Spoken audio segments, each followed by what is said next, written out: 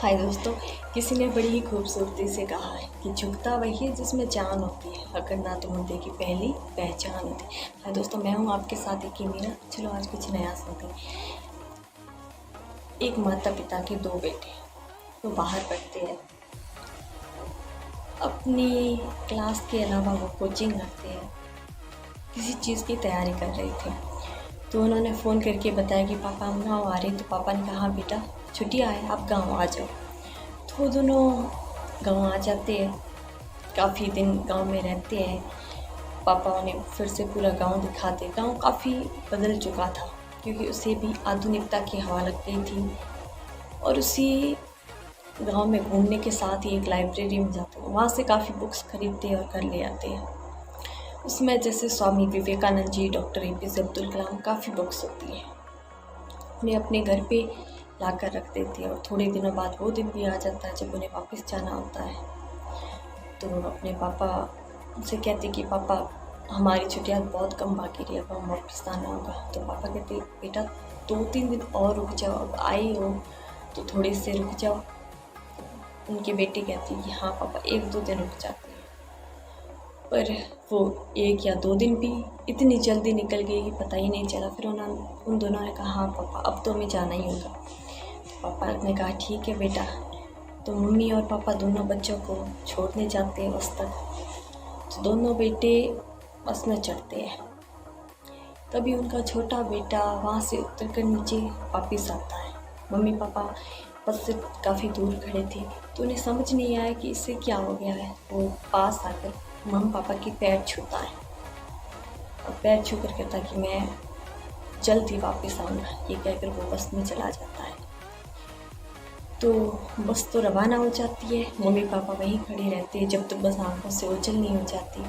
फिर दोनों रास्ते में आ रहे थे तो उसके पापा बहुत उदास थे। तो उनकी मम्मी ने पूछा कि आप क्या सोच रहे हो? तो कि मैं यही सोच रहा हूँ कि हमारा छोटा बेटा बस में जानने के बाद, मतलब बस में वो चढ़ गया, फिर भी वापस आकर उसने पैर छुए, और हमारा बड़ा बेटा जिसने मुड़कर भी नहीं देखा। तो उसकी मम्मी ने कहा नहीं नहीं वो भूल गया होगा, आप इस बारे में इतना क्यों सोच रहे हो?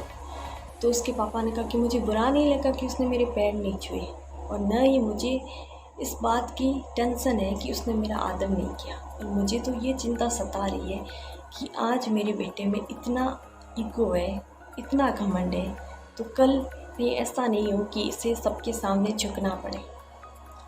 तो ये वो रास्ते में यही बातें करते और घर चले जाते हैं। कहते हैं ना कि इस दुनिया में सबसे बड़ा शिक्षक समय है, लेकिन ये समय है ना अपने सारे बच्चों को मार देता है। इसके पंख नहीं होते फिर भी उड़ जाता है। बड़ा अजीब है ना ये टाइम भी। और कहते हैं टाइम इज मनी। समय का जिसने सदुपयोग किया वही जिंदगी को जी पाता है, क्योंकि समय से बड़ा तो ताकतवर कोई है ही नहीं। क्योंकि बीता हुआ समय हम खरीद नहीं सकते और आने वाले समय को हम जरूर बदल सकते हैं। तो कहा भी जाता है कि इस दुनिया में ना इतना कोई अमीर नहीं जो बीता हुआ समय खरीद सके, और इतना कोई गरीब नहीं जो अपने आने वाले टाइम को बदल ना सके। तो टाइम में समय निकल जाता है, और तभी वो दोनों भी अपनी अपनी राहें चुन लेते हैं। उनका छोटा बेटा बनता है जज और उनका बड़ा बेटा बनता है चपरासी।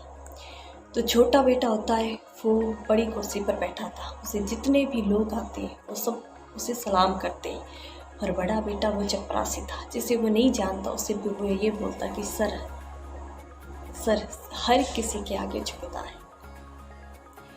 तो दोस्तों मैं आपसे यही कहना चाहूँगी कि ज़िंदगी में झुकना, हर जगह झुकना भी गलत है, लेकिन अपने मम्मी पापा, गुरु, इन सब के सामने झुक जाना चाहिए। क्योंकि विनम्रता है ना विद्यार्थी का सबसे बड़ा गुण है, और झुकना अच्छी बात है। कहते हैं ना कि लड़ाई जब अपनों से हो तब हारना ज़रूरी हो जाता है, और जब लड़ाई अपने आप से हो तो जीतना बहुत ज़्यादा ज़रूरी हो जाता है। तो अपनों का आदर करो, और आप जो भी सपना लेकर कहीं बाहर गए हो या सपनों के पास हो तो अपने सपनों को पूरा करो। ये आपके एक सपने पर कितने लोगों की उम्मीदें जुड़ी हैं, आपके अपनों का सपना है। और मैं अंत में यही कहना चाहूँगी कि महान लोग अच्छा ही काम नहीं करते, वो जो भी करते हैं उसे वो अच्छा बना लेते हैं। थैंक यू सो मच दोस्तों, मेरी कहानी को सोचना जरूर और इस पर अमल जरूर करना।